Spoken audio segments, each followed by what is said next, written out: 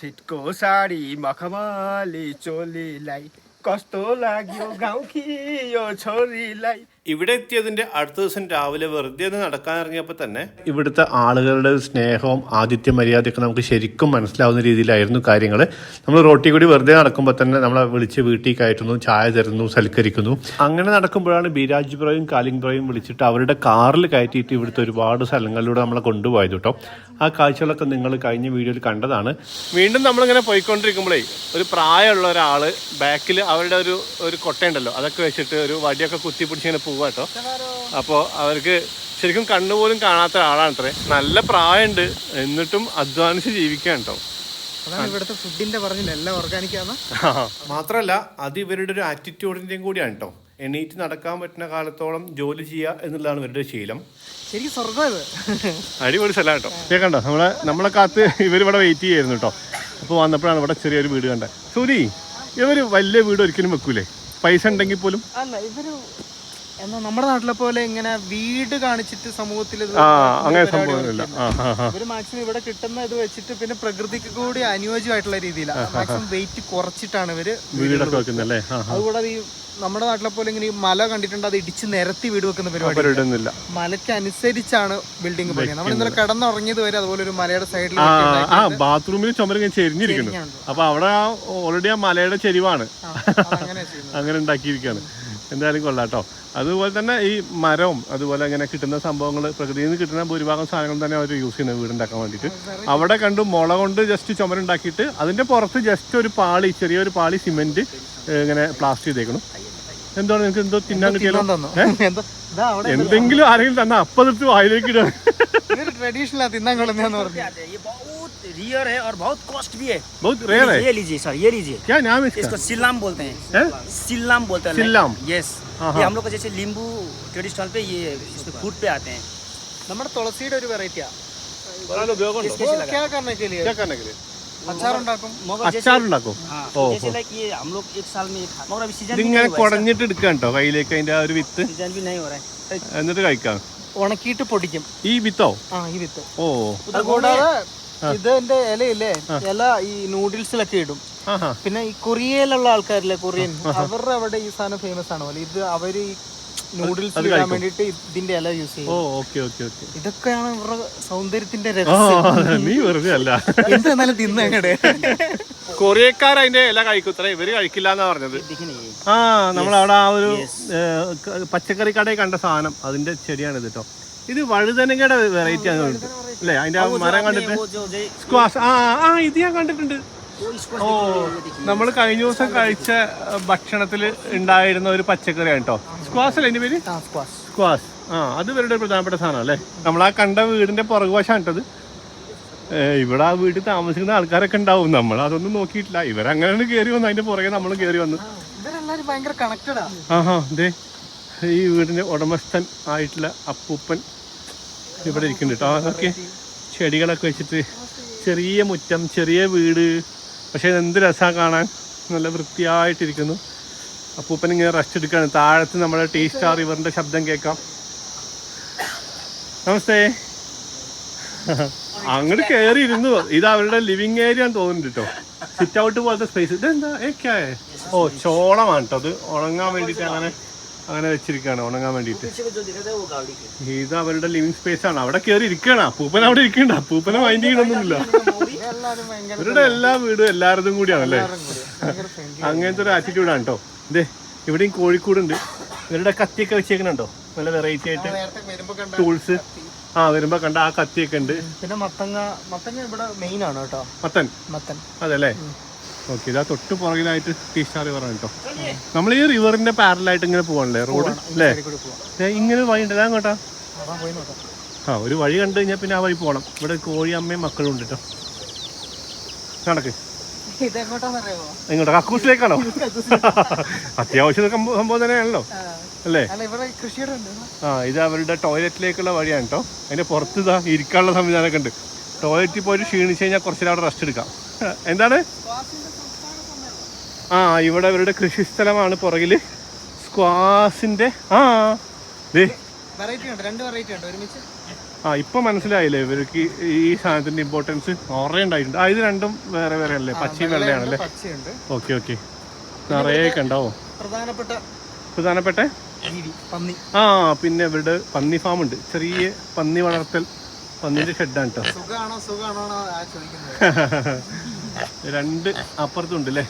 ആ വീട് കണ്ടപ്പോൾ ജസ്റ്റ് അതിനെക്കുറിച്ച് സംസാരിച്ചു തുടങ്ങിയതാണ്. അങ്ങനെ വന്ന് വന്ന് വന്ന് ഇപ്പോൾ ഇവിടം വരെ എത്തി. ഇവിടെ കണ്ടോ വലിയൊരു ചെമ്പ് ഇരിപ്പുണ്ട് ഒരു അടുപ്പിന്റെ മുകളിൽ കേട്ടോ. ഇത് പന്നിക്കുള്ള ബിരിയാണി. ഓ എൻ്റെ മോനെ, പന്നിക്കുള്ള ബിരിയാണി ഉണ്ടാക്കുന്ന ചെമ്പാണ്. അതവിടെ നിൽക്കട്ടെ. മൂടുപോയി. कल रात को आप लोग को अचार दिया था ना?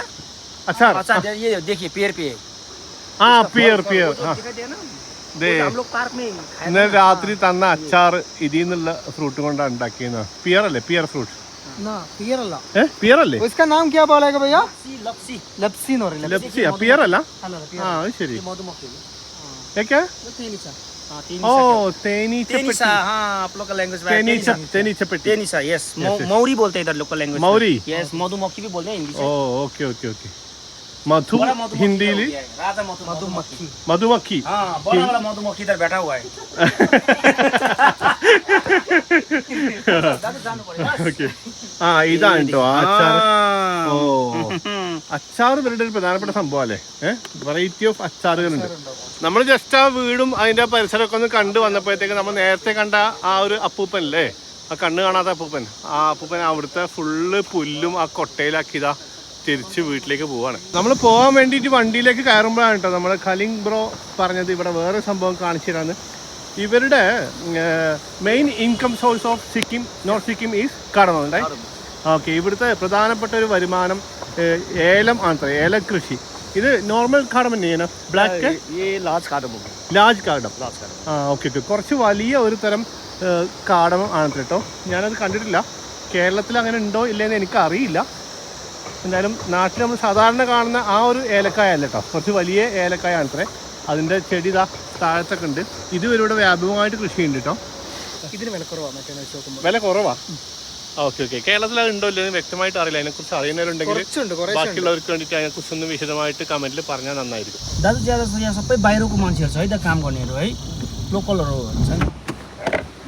നമ്മൾ അതാ എടാ വെള്ളം മറ്റേ ക്യാപ്റ്റൻ രാജ് ചാണകത്തിൽ ചവിട്ടാൻ പോയ പോലെ ഇപ്പോ കാല് വെച്ചതിന് ശേഷമാണോ കണ്ടത്? അയ്യോ ചെറുതായിട്ട് മറ്റേ സിനിമയിലില്ലേ.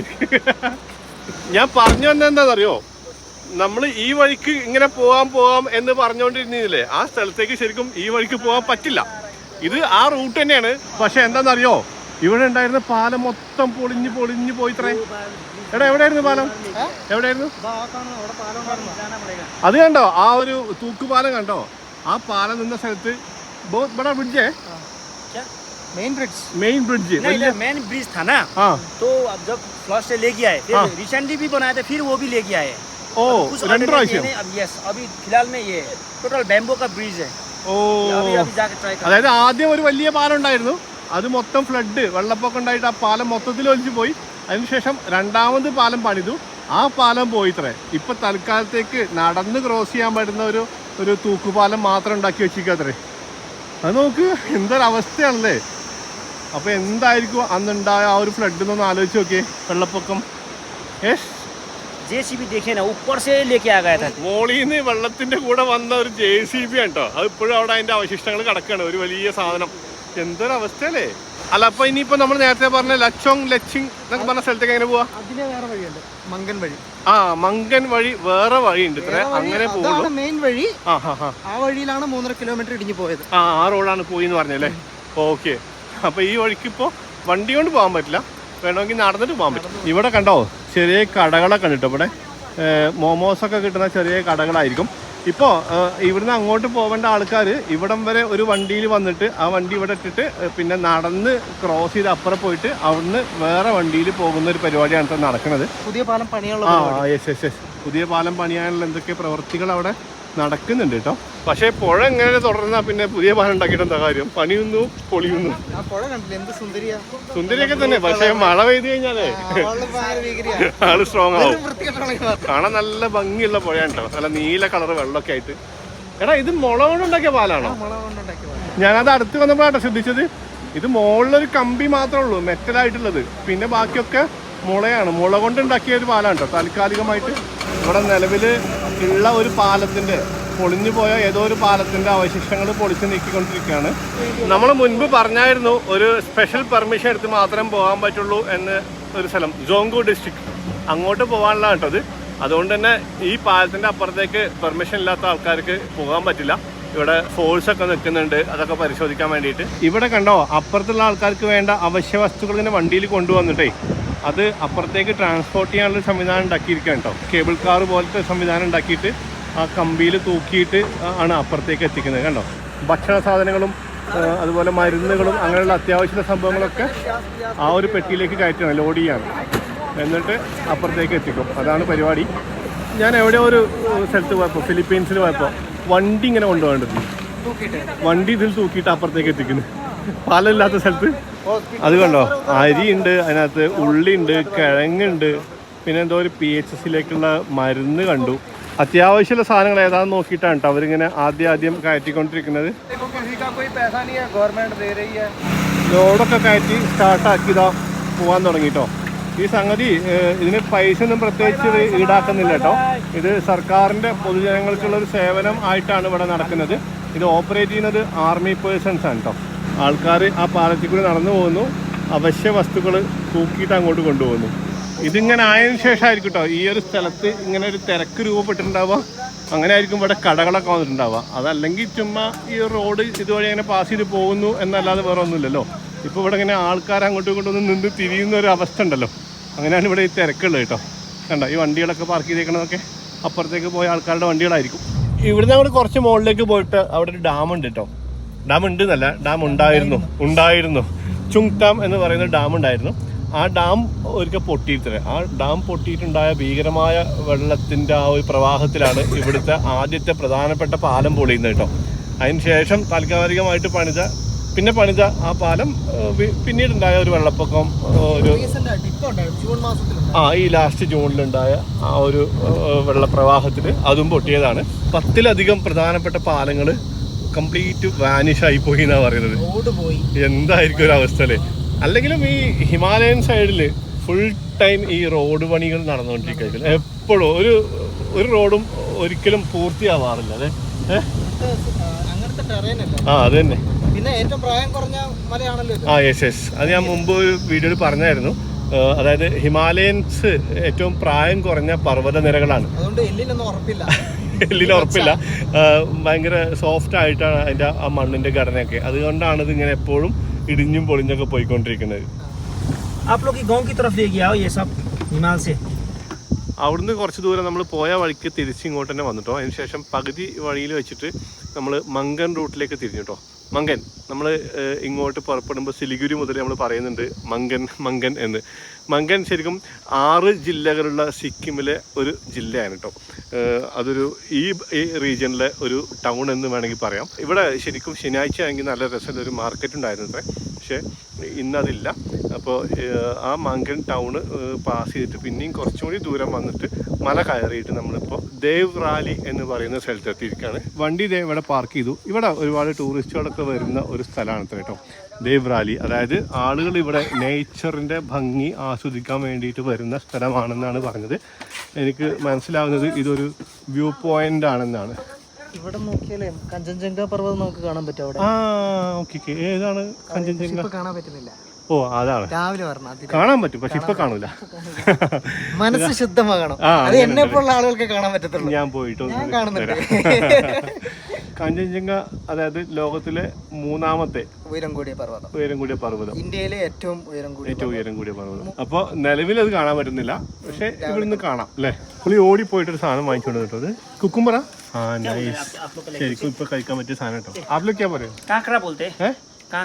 നമ്മുടെ കക്കരി. ഏറെക്കുറെ സെയിം ആട്ടോ. കാക്ര, കക്കരി. ഇത് ഭയങ്കര സ്ട്രോങ് ആണ്, ഭയങ്കര ബലം. അയ്യോ മുളകോ, ഇത് തിന്ന് കഴിയുമ്പോഴത്തേക്ക് മനസ്സ് ശുദ്ധമാവും. ആ അപ്പൊ കാഞ്ചൻജംഗ തെളിഞ്ഞു വരും. അത് കണ്ടിട്ട് നമുക്ക് പോവാം. ഈ കവറിലൊരു മുളക് ഉണ്ടായിരുന്നു കേട്ടോ. അവന്മാർ അതിൻ്റെ ഒരു ഭാഗം പൊട്ടിച്ചിട്ട് ഇങ്ങനെ അതിൽ പുരട്ടിയിട്ട് കഴിക്കുകയാണ്.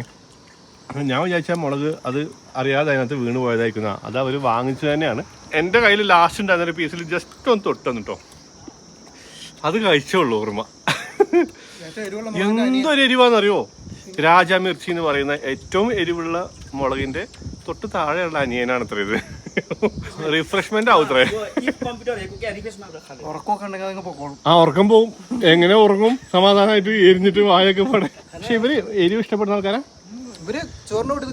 മോനെ ഇത് നിറച്ച് പുരട്ടിയിട്ട് കഴിക്കുന്നുണ്ടോ? ഞാൻ ജസ്റ്റ് ഒന്ന് തൊടി, അതാ ആ മുളക് കഴിക്കുന്നത്. എന്റെ മനുഷ്യ അതെങ്ങനെ? അതിന് ചെറിയൊരു നീര് തട്ടിച്ചിട്ടുള്ളൂ, എനിക്ക് എരിവ് സഹിക്കാൻ പറ്റുന്നില്ല.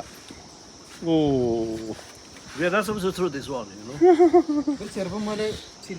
അങ്ങനെ അങ്ങനെ കഴിക്കുന്ന സാധനം. മോനെ ഈ മുളകോ? ആ ഒന്ന് മുൻകൂട്ടി പറയണേ, ഇവരുടെ എരിവുള്ള കറിയൊക്കെ ഉണ്ടാക്കുന്നുണ്ടെങ്കിൽ. ഇല്ല അല്ലേ? മുളക് ഇങ്ങനെ സെപ്പറേറ്റ്. ഓ അത് ശരി. ആ അങ്ങനെ ആകുമ്പോൾ നമുക്ക് വലിയ അപകടമല്ല. നമുക്ക് എന്തായാലും നമ്മൾ ആ ഇരുന്നതിന് താഴത്തേക്ക് ഒരു സ്ഥലമുണ്ട് കേട്ടോ. ഈ വ്യൂ പോയിന്റിൻ്റെ തന്നെ വേറൊരു ഭാഗമാണ്. നമുക്ക് അവിടുന്ന് ചിലപ്പോൾ കുറച്ചുകൂടി നന്നായിട്ട് സ്ഥലങ്ങൾ കാണാൻ പറ്റുന്നുണ്ടാവും. രാവിലെ ആകുമ്പോഴാണ് അത്ര ഇവിടെ ആളുകൾ വരിക. രാവിലെ ആയിരിക്കും കാഞ്ചൻജംഗയുടെ വ്യൂ ശരിക്കും കിട്ടുന്നത്, അതുകൊണ്ടായിരിക്കും. സ്റ്റെപ്പ് വഴി നമ്മളിങ്ങനെ താഴേക്ക് ഇറങ്ങി വന്നിട്ടോ. ഇവിടെ ഇങ്ങനെ ഒരു പ്ലാറ്റ്ഫോം ഉണ്ട്, ഇവിടുന്ന് നമുക്ക് ഇങ്ങനെ താഴേക്കുള്ള വ്യൂ കിട്ടും. പക്ഷേ ഇവിടെ നിറച്ച് ഈ ഫ്ലാഗ് പോളുകൾ, അത് ഈ പ്രെയർ ഫ്ലാഗിൻ്റെ മുളകൾ വെച്ച് കാരണം അത്രയ്ക്ക് അങ്ങോട്ട് കാര്യമായിട്ട് വ്യൂ കിട്ടില്ല. ഈ സ്റ്റെപ്പ് ഇനിയും താഴേക്ക് അങ്ങോട്ട് പോകുന്നുണ്ട്, പക്ഷേ അങ്ങോട്ട് പോകേണ്ട, കുറേ പൊളിഞ്ഞ് കിടക്കുകയാണെന്നാണ് കേട്ടോ ബ്രോ പറഞ്ഞത്. ഇവിടെ നോക്കുമ്പോൾ നമുക്ക് ടീ സ്റ്റാർ റിവർ വരുന്നത്, ടീ സ്റ്റാർ ഇവിടുന്ന് കാണില്ല, ടീ സ്റ്റാർ റിവർ ആ ഭാഗത്ത് നിന്ന് ഇങ്ങോട്ടാണ് വരുന്നത് കേട്ടോ. ഈ മലയുടെയും നമ്മുടെ ഈ നിൽക്കുന്ന ഈ ഒരു മലയുടെ ഇടയിൽ കൂടിയാണ് ടീ സ്റ്റാർ വരുന്നത്. അതിൻ്റെ ഇടയ്ക്ക് ഇവിടെ റിവർ കണ്ടോ, ആ സംഗതിയാണ് ടീ സ്റ്റാർ റിവറിൻ്റെ പ്രധാന ട്രിബ്യൂട്ടറി, അതായത് ടീ സ്റ്റാറുടെ പോഷക നദിയാണത്. കനക എന്നാണ് കേട്ടോ നദിയുടെ പേര്. വലിപ്പം കൊണ്ട് കനക നദിയും ടീ സ്റ്റാർ നദിയും ഒരേ വലിപ്പമാണത്രേ. പക്ഷേ രണ്ടും കൂടിയും ഇവിടുന്ന് ജോയിൻ്റ് ആയിട്ട് പിന്നെ താഴേക്ക് ഒഴുകി പോവുക ചെയ്യുന്നത്. നമ്മളിപ്പോൾ ഈ വന്ന വഴി, ഈ വന്നൊരു ഏരിയ ഉണ്ടല്ലോ, ഇവിടേക്ക് പറയുന്ന പേര് പക്ഷേപ്പ് എന്നാണ് കേട്ടോ. പക്ഷേപ്പ് എന്നാണ് ഈ സ്ഥലത്തിൻ്റെ പേര്. താഴെയുള്ള ഭാഗത്തിന് പറയുന്ന പേര് അത്ര കസോർ. ഇവിടെയൊക്കെ ഫുള്ള് ഇവർ ഈ പ്രയർ ഫ്ലാഗ്സ് വെച്ചിട്ടുണ്ട് കേട്ടോ. പോട്ടെ പോട്ടെ പോട്ടെ പോട്ടെ. കണ്ടോ കണ്ടോ കണ്ടോ, ഈ സംഭവം കണ്ടോ? നമ്മുടെ നാട്ടിൽ ഇങ്ങനെ ഷർട്ടിലേക്ക് എറിഞ്ഞു പിടിപ്പിക്കുന്ന സംഭവമല്ലേ, അതിന് പകരം അതിൻ്റെ ഹിമാലയൻ വേർഷൻ ആട്ടത്, സിക്കിം വേർഷൻ. നീ കണ്ടോ?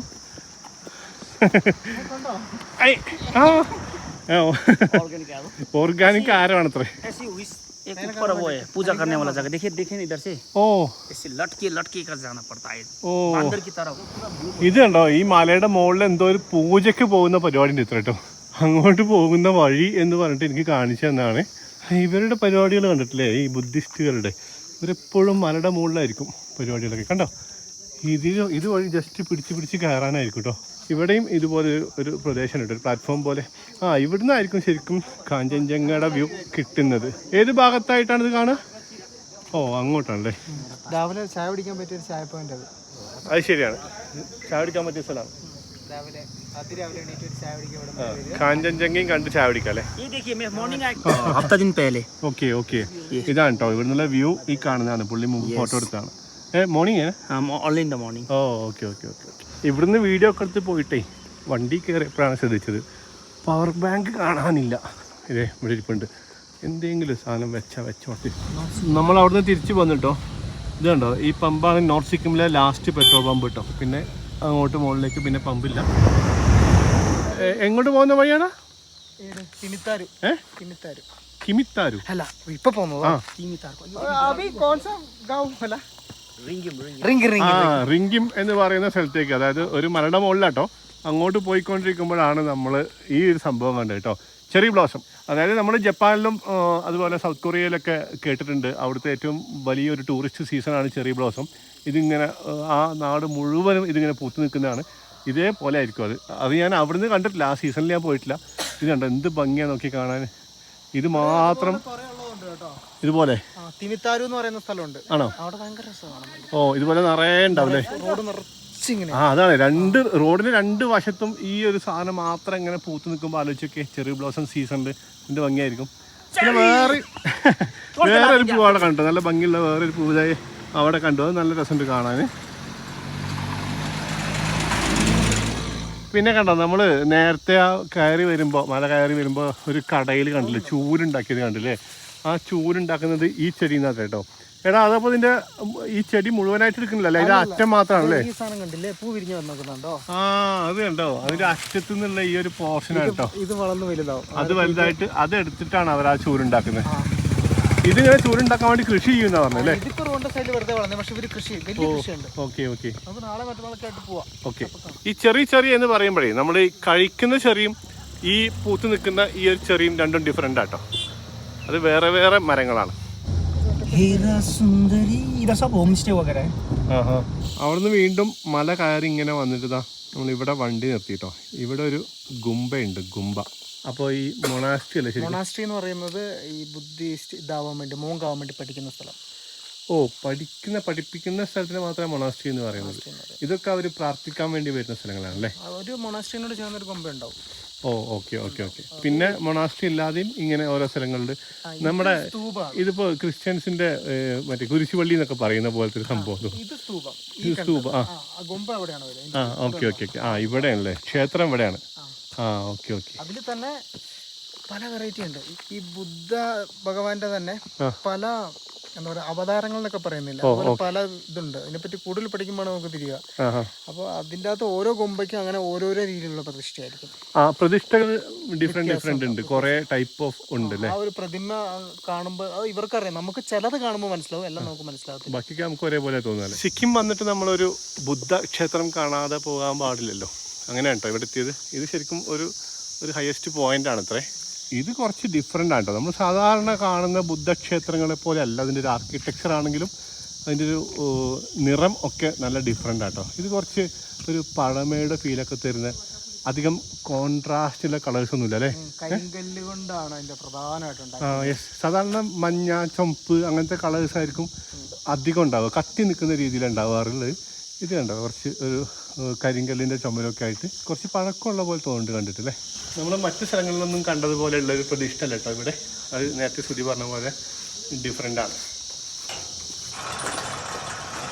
ഈ ടെമ്പിളിൻ്റെ സ്റ്റെപ്പിൽ ഇരുന്നിട്ടൊരു ഫോട്ടോ എടുക്കാൻ വേണ്ടിയിരുന്നതാണ്. ഒറ്റക്ക് ഫോട്ടോ എടുക്കാൻ സമ്മതിക്കില്ലാന്നാണ് പറയുന്നത്. കണ്ടോ, പുള്ളി വന്നിട്ട് ഇങ്ങനെ നോക്കി നിൽക്കാൻ മുഖത്തേക്ക്. പക്ഷേ പുറത്തേക്ക് വരുന്നില്ല അല്ലേ? പോയാലോ? പിന്നെ ഞങ്ങൾ അവിടുന്ന് പോകുന്നുട്ടോ. അതായത് 1853 സ്ഥാപിച്ചതാണ് അത്ര ഇത്. അത് ആ കവാടത്തിൽ എഴുതി വെച്ചിട്ടുണ്ട്. അങ്ങനെ അവിടുന്ന് പോകുന്നതിന് ശേഷം കുറച്ച് താഴേക്ക് ഇറങ്ങിയിട്ട് ഇപ്പം നമ്മളിവിടെ വേറൊരു സ്ഥലത്തെത്തി. ഈ വഴിക്കാട്ടോ ഇങ്ങോട്ട് വന്നത്. ഇത് സിക്കിം ടൂറിസത്തിൻ്റെ ഒരു ഹെലിപ്പാഡാണ്. സംഗതി ഹെലിപ്പാഡാണ്, പക്ഷേ ആളുകൾ ഇതൊരു പിക്നിക് സ്പോട്ട് പോലെ ഉപയോഗിക്കുന്നുണ്ട് എന്നാണ് എനിക്ക് തോന്നുന്നത് കേട്ടോ. ഇപ്പോൾ വൈകുന്നേരങ്ങളിലൊക്കെ കണ്ടോ, ഇവരിങ്ങനെ ഫാമിലി ആയിട്ടൊക്കെ വന്നിട്ട് അവിടെ ഇങ്ങനെ പാട്ടൊക്കെ വെച്ചിട്ട് ഇരിക്കുന്നു. അതുപോലെ ഭക്ഷണമൊക്കെ കൊണ്ടുവന്നിട്ട് അവിടുന്ന് ഈ കഴിക്കുന്നു. കുട്ടികളൊക്കെ ഓടിക്കളിക്കുന്നു. ഇവിടെ ചില ആൾക്കാർ ഫുട്ബോളൊക്കെ തട്ടി കളിക്കുന്നു. നല്ല രസമാണ്. പശ്ചാത്തലം കണ്ടോ, എന്ത് ഭംഗിയാന്ന് നോക്കിയേ. പിന്നെ നല്ല രസമുള്ള ഒരു സുഖമുള്ളൊരു തണുപ്പുണ്ട്. അപ്പോൾ ഇവരിങ്ങനെ ഇവിടെ വെറുതെ സമയം ചിലവഴിക്കാൻ വേണ്ടിയിട്ട് വരുന്ന ഒരു സ്ഥലം എന്നാണ് ശരിക്കും ഹെലിപ്പാഡ് എന്നതിനേക്കാളും ഇതിൻ്റെ ഒരു ഇമ്പോർട്ടൻസ് അല്ലേ? എന്താ ക്ലിയർ ഇല്ല, അല്ലെങ്കിൽ നല്ല സൂര്യാസ്തമയൊക്കെ നല്ല വ്യൂ ആയിരിക്കും അല്ലേ? വ്യൂ ആയിരിക്കും ഇവിടെ. ഓക്കെ. ഇവരെന്താ ക്യൂ നിൽക്കുന്നത്? അവിടെ എന്തോ ക്യൂ നിന്ന് കൊടുക്കുന്നുണ്ട്. ഫുൾ ക്യൂ നിന്നല്ല. നമുക്കും പോയിട്ട് ആ ക്യൂവിൽ നിൽക്കാം. പിള്ളേരുടെ കൂടെ ഏറ്റവും പ്രായമുള്ള കുറഞ്ഞ ആളുകൾക്ക് പെട്ടെന്ന് കിട്ടുമെന്നാണ് പറഞ്ഞത്. Route records Kerala say Kerala hello അടിപൊളി, നൈസ് കുട്ടികൾ. അവരോട് റിക്വസ്റ്റ് ചെയ്തിട്ട് നമ്മൾ ആ സ്പീക്കർ ഓഫ് ആക്കിട്ടോ. കാരണം പാട്ട് പാടുകയാണ്. നമുക്ക് വീഡിയോ എടുത്തു കഴിഞ്ഞാൽ കോപ്പിറൈറ്റിന്റെ ഇഷ്യൂ വരും. ഒരു യൂട്യൂബറുടെ ആ ഒരു നിസ്സഹായാവസ്ഥയാണ്, പറഞ്ഞിട്ട് കാര്യമില്ല. ഇവർ ഏതോ ഒരു ഹോസ്റ്റലിൽ നിന്നുള്ള ആൾക്കാരാണ് കേട്ടോ. ഹോസ്റ്റലിൽ താമസിക്കുന്ന കുട്ടികളാണ്. അവരൊരു പിക്നിക്കിന് വന്നതാണ് കേട്ടോ. അവരിങ്ങനെ കുട്ടികൾക്ക് പാനിപൂരി ഇങ്ങനെ വിതരണം ചെയ്യാണ്. കുട്ടികൾ ഇങ്ങനെ ക്യൂ ആയിട്ട് നിന്നിട്ട് അത് വാങ്ങി കഴിക്കുകയും ചെയ്യുന്നുണ്ട്. നല്ല രസമുണ്ട്. ഇവിടെ ഒരു ഹോം സ്റ്റേ ഒക്കെ ഉണ്ട് കേട്ടോ. ഈ ടൂറിസ്റ്റുകൾ വന്നുകൊണ്ടിരുന്ന സമയത്ത് ഇവിടെ ഭയങ്കര ആക്റ്റീവായിട്ടുള്ള സ്ഥലമായിരിക്കും കേട്ടോ. കാരണം ഇവിടുന്ന് സൺറൈസും സൺസെറ്റൊക്കെ നല്ല മനോഹരമായിട്ട് കാണാൻ പറ്റുന്ന സ്ഥലമാണ് അത്രേ. പക്ഷേ ഇപ്പോൾ പറഞ്ഞില്ലേ ഈ റോഡൊക്കെ നാശമായതിനു ശേഷം ടൂറിസ്റ്റുകൾ വരാത്തതാണ്. പക്ഷേ ഇനി വന്നു തുടങ്ങുമ്പോൾ ഇവിടെ വീണ്ടും ആക്റ്റീവ് ആവും. ആക്ച്വലി ഇത് എന്താണ് ചായക്കടയാണ്. ആ എല്ലാം കൂടെയാണല്ലേ. ടേബിൾ കണ്ടോ എൻ്റെ പൊന്നോ, നല്ല കട്ടിയുള്ള തടിയാണ് കേട്ടോ. തടി കൊണ്ട് കംപ്ലീറ്റ് അങ്ങനെ തന്നെയാണല്ലോ. വെറുതെ കട്ട് ചെയ്ത് കൊണ്ടുവന്ന് വെച്ചിരിക്കുക, ഫിനിഷ് ചെയ്തില്ല അല്ലേ. ഇത് കണ്ടോ, ഈ ടേബിളൊക്കെ കണ്ടോ, അടിപൊളി. അതെന്റെ മിസ്റ്റേക്കാണ്. ഇവിടെ അങ്ങനെ ചായക്കടയെന്ന് ചോദിക്കാൻ പറ്റില്ല അല്ലേ. എല്ലാം ഒരുമിച്ചാണ്. ചൂട് വേണ്ടവർക്ക് ചൂട്, ദാരു വേണ്ടവർക്ക് ദാരു. ഞാൻ കുറെ ആയിട്ട് ചായ ഭയങ്കര കുറവാണ്. ഇവിടെ വന്നിട്ട് ചായയോട് ചായ. ഇവിടുത്തെ ചായ എന്ന് വെച്ചാലും പോരാ, വലിയ ഗ്ലാസ്സിൽ കുറെ ചായ ഉണ്ടാവും. അത് മാത്രമല്ല ഭയങ്കര മധുരമുണ്ട്. മറ്റേ കശ്മീരൊക്കെ പോകുമ്പോ കിട്ടുന്ന ചായ കേൾക്കുമ്പോ അത് കുടിച്ചിട്ടില്ലാത്തവർക്കൊരു ബുദ്ധിമുട്ട് തോന്നും, ഉപ്പിട്ട ചായ ആണ് അല്ലേ. പക്ഷെ ആ സംഗതി നമുക്കത് ശീലമാവാനുണ്ട് കേട്ടോ അല്ലേ. അതൊരു 3-4 പ്രാവശ്യം കുടിച്ചു കഴിഞ്ഞാൽ നമുക്ക് ഇഷ്ടാവും. അങ്ങനെ ചായ. നമ്മൾ ചായ കുടിച്ചുകൊണ്ടിരുന്ന ആ ഒരു കടയുണ്ടല്ലോ, അത് ആ ഒരു ഹോം സ്റ്റേയുടെ തന്നെ ഭാഗമാണ് കേട്ടോ. ഹോം സ്റ്റേ പറഞ്ഞാൽ അത്യാവശ്യം വിശാലമാണ്. അകത്തേക്ക് പോകുമ്പോൾ 2 ഭാഗത്തും ഇങ്ങനെ കംപ്ലീറ്റ്, 2 ഭാഗത്തല്ല കംപ്ലീറ്റ് മുളകൾ കൊണ്ടൊക്കെ ഇൻറ്റീരിയർ ചെയ്ത കുറേ റൂമുകളുണ്ട് കേട്ടോ. അത്യാവശ്യം നല്ല സൗകര്യമുള്ള റൂമുകളാണ്. അപ്പോൾ ഇവിടെ വരുന്നവർക്കൊക്കെ വേണമെങ്കിൽ താമസിക്കാനൊക്കെ ഇത് യൂസ് ചെയ്യാം കേട്ടോ. രാവിലത്തെ തണുപ്പ് കാരണം ഞാൻ ജാക്കറ്റ് ഇട്ട് ഇറങ്ങിയതാണ്. പിന്നെ ഈ ഒരു സാധനം അവർ തരുകയും ചെയ്തു. അപ്പോൾ അവരോടുള്ളൊരു ബഹുമാനം സന്തോഷം കൊണ്ട് ഇത് ഞാൻ അയച്ചതുമില്ല. ഉച്ചയായപ്പോഴത്തേക്കും ഇതൊക്കെ കൂടി ഇട്ടിട്ട് എനിക്ക് നല്ല ചൂടായിരുന്നു. പക്ഷേ ഇപ്പോൾ ദാ ഈവനിങ് ആയി തുടങ്ങിയപ്പോൾ അടിപൊളിയായി. ഇപ്പോൾ വീണ്ടും ആ തണുപ്പ് വന്നു. നമ്മളിപ്പോൾ ആ ഹോം സ്റ്റേയുടെ മുകളിലെ ഫ്ലോറിൽ വന്നതാണ് കേട്ടോ. അപ്പോൾ ഇവിടെ ആ റൂമുകൾക്കൊക്കെ ഓരോ പേരിട്ടിട്ടുണ്ട്. ആ പേരെന്താണെന്ന് ചോദിച്ചപ്പോൾ ഒരു ഇൻട്രസ്റ്റിംഗ് ആയിട്ടുള്ളൊരു കാര്യം പുള്ളി പറഞ്ഞു തന്നു കേട്ടോ. അതായത് ഈ ഹോം സ്റ്റേയുടെ ഓണർ വന്നിരുന്നു, പുള്ളിയാണ് പറഞ്ഞു തന്നത്. ഇപ്പോൾ നമ്മുടെ നാട്ടിലൊക്കെ ഒരാൾക്ക്, ഒരു അച്ഛനമ്മക്കും 10 മക്കളുണ്ടെങ്കിൽ ആ മക്കൾക്ക് 10 പേരിടും നമ്മൾ. പക്ഷെ അവരുടെ ആ 10 മക്കളുടെ ആ ഒരു ഓർഡർ ഉണ്ടല്ലോ, ഓർഡറിനനുസരിച്ചിട്ട് ഓരോരുത്തർക്കും ഓരോ പദവി പേര്, എങ്ങനെ പറയാം, വേറൊരു പേര് ഇവിടെ ഉണ്ട്. അതെന്താ ഞാൻ കാണിച്ചു തരാം കേട്ടോ. ഇത് കണ്ടോ, 10 മക്കളിൽ ഒരാളുടെ 1ാമത്തെ മകനെ പറയുന്നത് ജേത്ത എന്നാണ് കേട്ടോ. 2ാമത്തേന് മൈല എന്ന് പറയും. പിന്നെ ഇങ്ങോട്ട് വരുമ്പോൾ 3ാമത്തേന് സൈല എന്ന് പറയും. 4ാമത്തേന് കൈല എന്ന് പറയും കേട്ടോ. വീണ്ടും പുറകിലേക്ക് വരുമ്പോൾ 5ാമത്തെ മകന് പറയുന്ന പേരാണ് അന്താരേ. ഓക്കെ, അങ്ങനെ 5 മക്കൾക്ക് ഈ പേരുകൾ കിട്ടി. ഇനി 6 മുതൽ 10 വരെയുള്ള പേര് താഴത്തെ റൂമുകൾക്ക് കൊടുത്തിട്ടുണ്ട് ഇത്രേ. ഇത് ആൺകുട്ടികളാണെങ്കിൽ പറയുന്ന പേരാണ് കേട്ടോ. ഇനി ഇത് പെൺകുട്ടികളാണെങ്കിൽ മൂത്ത മോൾക്ക് ജേത്ത എന്നതിന് ജെത്തീനോ ഒരു ഇ വരും, എ മാറിയിട്ട് ഇ വരും. ഇവിടെ തന്നെ മൈല എന്നതിന്റെ ലാസ്റ്റത്തെ എ മാറിയിട്ട് ഇ വരും, മൈലി എന്ന് വരും. അങ്ങനെ ചെറിയൊരു ഡിഫറൻസ് ഉണ്ടാവും. സംഭവം ഇൻട്രസ്റ്റിംഗ് ആണ് സുധി. അതായത് ഇപ്പോൾ ഒരാളെ കണ്ടു കഴിഞ്ഞാൽ നിന്റെ മൈലയുടെ പേരെന്താ എന്ന് ചോദിച്ചാല് നിന്റെ 2ാമത്തെ മകന്റെ പേരെന്താന്നാണ്. അല്ല, നിന്റെ ജയിത്തയുടെ പേരെന്താ എന്ന് വെച്ച് കഴിഞ്ഞാല് നിന്റെ മൂത്ത മകന്റെ പേരെന്താന്നാണ്. ജയിത്തിയുടെ വെച്ചിട്ടുണ്ടെങ്കിൽ നിന്റെ ജയിത്തിയുടെ പേരെന്താന്ന് വെച്ച് കഴിഞ്ഞാല് നിന്റെ മൂത്ത മകളുടെ പേരെന്താന്നാണ്. അപ്പോൾ മക്കളുടെ ഓർഡറിനനുസരിച്ചിട്ട് ഒരു സ്ഥാനപ്പേരുകൾ അല്ലേ. ഞാൻ വേറെ എവിടെയും കേട്ടിട്ടില്ല. നമ്മുടെ നാട്ടിൽ അങ്ങനെയുണ്ടോ? ഇല്ല.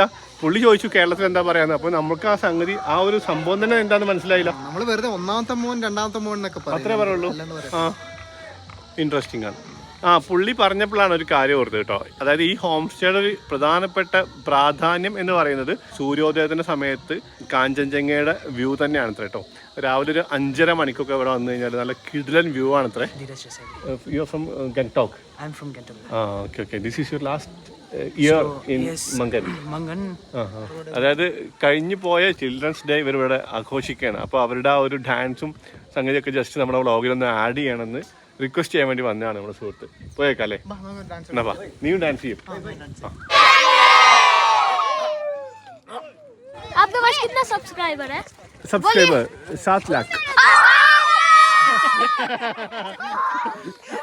എന്ത് സംഭവം അറിയോ? कितना लाइक है? लाइक सेम 7 लाख लाइक है. जब आप लोग का ना अच्छे से वीडियो बनाओगे ना, आप लोग का 10 मिलियन हो जाएगा. सुधी संभव എന്താ അറിയോ? चैनल का नाम रूट रिकॉर्ड्स.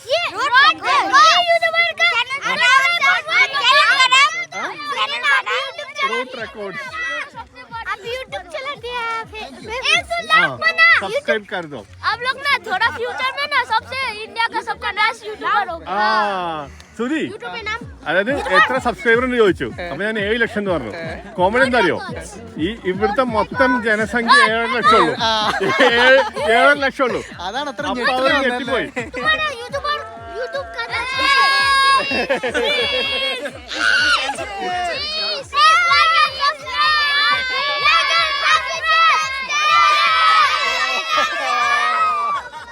Okay bye. पिउँदिन भन्दा भन्दै पिलायो साथीले കണ്ടിന്യൂ. रुकुमै कोटा रुकुमै कोटा रुकुमै कोटा रुकुमै कोटा ഇതെന്ത് പാട്ടാ? ഇത് ഇവിടുത്തെ ഭയങ്കര ഹിറ്റ് പാട്ടാണ്. ആണോ? എല്ലാവരും ഭയങ്കര ഡാൻസ് കളിക്കുന്ന ഒരു പാട്ടാ. റുക്കു മൈക്കോട്ട. ആ ഒറ്റ വരി തന്നെ ഉള്ളൂ. അല്ലല്ല ഇങ്ങോട്ട് പോകുന്നതിന് മുമ്പ് പാട്ടൊക്കെ പാടി കുറച്ചു നേരം ഞാൻ ചില്ലിരിക്കുമ്പോൾ നമ്മുടെ വിരാജ് ഭായിയുടെ സുഹൃത്ത് വന്നിട്ടോ. അദ്ദേഹം വീണ്ടും നമ്മളെ ആദരിക്കുന്നു. അതായത് മങ്കന്റെ അല്ലേ ഇവിടെ നമ്മൾ മങ്കനി വന്നല്ലോ, അതിന്റെ സന്തോഷം. മങ്കനി വന്നതിന്റെ സന്തോഷമാണ്. हिंदी तो आता होगा सबको है? ഹിന്ദി आता तो आपको नॉर्थ सिक्किम में वेलकम। ये सिर पे नहीं लगाता, हम लोग इधर हाथ पे ये सिर। तो ये आपके लिए वेलकम यहाँ पे। ഇവിടുത്തെ ഒരു കസ്റ്റം ഇതിങ്ങനെ കയ്യിൽ കൊടുക്കുന്നതാണ് അത്രേ, ധരിപ്പിക്കുന്നതല്ലാണ് അല്ല എന്ന് അല്ലേ? കൊള്ളാം. एक्चुअली में वो भी यूट्यूबर ही है, जस्ट अभी फिलहाल में बनाया था। तब थोड़ा सा आपका वो बता दीजिए चैनल का नाम मेरा रोटोमेनिया, और मैं डे टू डे लाइफ का और मोटो ब्लॉग करता हूँ। Okay very good. Member of Kangri Riders. നമ്മൾ ഈ സിക്കിമിൽ പല സ്ഥലങ്ങളിലൂടെ രാവിലെ തൊട്ട് വൈകുന്നേരം വരെ ട്രാവൽ ചെയ്യുകയാണെങ്കിൽ വൈകുന്നേരം വീട്ടിൽ ചെല്ലുമ്പോൾ ഇങ്ങനത്തെ കുറേ സാധനം ഉണ്ടാവും കേട്ടോ കഴുത്തിൽ. ഇപ്പം നമുക്കിതുവരെ കയ്യിൽ തന്നില്ലേ, അതെന്താ സംഭവിച്ചു കഴിഞ്ഞാൽ കുറച്ചധികം ബഹുമാനം കൂടുതൽ കാണിക്കുന്ന രീതി ഇങ്ങനെയാണ് അത്രേ. ഇങ്ങനെ കയ്യിലാത്ത തരിക, മറ്റേത് കഴുത്തിലിട്ട് തരും. എന്തായാലും കൊള്ളാം. നമ്മളങ്ങനെ അവിടുന്ന് പോന്നിട്ട് നമ്മുടെ അങ്ങാടിയിലെത്തി. അങ്ങാടിന്റെ പേരെന്താണ് പിന്നെയും പറഞ്ഞു? ടിങ് ചിം സീറോ. ഓക്കെ, അപ്പൊ ഇന്ന് നമ്മള് ഒരു വേറെ എന്തെങ്കിലും ഫുഡ് ട്രൈ ചെയ്യാന്ന് വിചാരിച്ചിട്ട് ഒരു റെസ്റ്റോറന്റ് കണ്ടാണ്. ഇവിടുത്തെ ഫ്രൈഡ് റൈസ്. ഇവിടുത്തെ അപ്പൊ നമുക്കൊരു സുഹൃത്തിനെ കിട്ടി. ഞാൻ प्रवीण। प्रवीण आप केरला में काम किया पहले ना जी? कितना साल? 2 साल जैसा, 2 साल आधा। പുള്ളി കേരളത്തിൽ കൊല്ലത്ത് കട്ടക്കമ്പനിയിൽ വർക്ക് ചെയ്തതിനോട് പറഞ്ഞു. കട്ടക്കമ്പനി തന്നെ പുള്ളി പറഞ്ഞത്. മലയാളം വേർഡ്സ് क्या क्या मालूम आपका? क्या क्या बात? മലയാളം ലാംഗ്വേജ് കുറച്ച് അറിയാം. ഓക്കെ എന്നാ കുറച്ച് ഫ്രൈഡ് റൈസ് ഉണ്ടാക്കി കൊണ്ടുവരാമോ? Chicken fry. ഓക്കെ മനസ്സിലായി. ഇവിടെ വരുന്ന ആളുകൾക്ക് ഇവിടെ നിന്ന് വേണമെങ്കിൽ പാട്ട് പാടാം, ബാക്ക്ഗ്രൗണ്ടിൽ കരോക്കെ കേട്ടിട്ട് പാട്ട് പാടാം. ഇത് ഇവിടെ വരുന്നവർക്ക് വേണ്ടിയിട്ടുള്ള സംവിധാനമാണല്ലേ? ഓ, ഇവിടെ ഭയങ്കര സൗണ്ടില് മ്യൂസിക് പ്ലേ ചെയ്യുന്നുണ്ടായിരുന്നു. നമ്മളത് പറഞ്ഞ് ഓഫ് ആക്കിപ്പിച്ചാ. നമ്മളെല്ലാ സ്ഥലത്തും പാട്ട് ഓഫ് ആക്കിപ്പിക്കുമല്ലോ. അപ്പോ പാട്ട് മ്യൂസിക് കരോക്കെ ഇട്ടിട്ട് നമുക്ക് പാട്ട് പാടാനുള്ള സംവിധാനം ഉണ്ട് ഇവിടെ. സംവിധാനമൊക്കെ ഉണ്ട്, പക്ഷെ ആരും ഇല്ല. ടൂറിസ്റ്റ് ഇല്ലായ്മ ഇവിടെ ഈ സ്ഥലത്തിനെ ഭയങ്കരമായിട്ട് ബാധിക്കുന്നുണ്ടല്ലേ? ശരിക്കും ഇവരുടെ ഒരു വലിയ ഒരു ഇൻകം സോഴ്സ് ആയിരിക്കും അത്. കണ്ടോ, വെറുതെ കിടക്കുന്ന സെറ്റപ്പിൽ ഉണ്ടാക്കിയിട്ടൊക്കെ ഉണ്ട്. കുറച്ച് കഴിയുമ്പോൾ ഫുഡ് വന്നു കേട്ടോ. ഫുഡ് നല്ല ഭംഗിയുണ്ടല്ലേ കാണാനും? നല്ല കാണാനും ഭംഗിയുണ്ട്. ബാക്ക്ഗ്രൗണ്ടിലെ ചേച്ചിയുടെ പാട്ടും.